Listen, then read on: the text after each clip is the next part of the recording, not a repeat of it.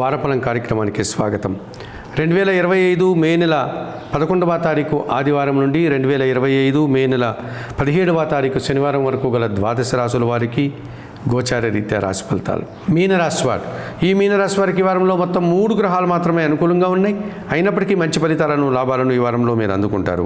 శ్రీజన సహకారంతో చాలా పనులు సునాయాసంగా, విజయవంతంగా పూర్తి చేస్తారు.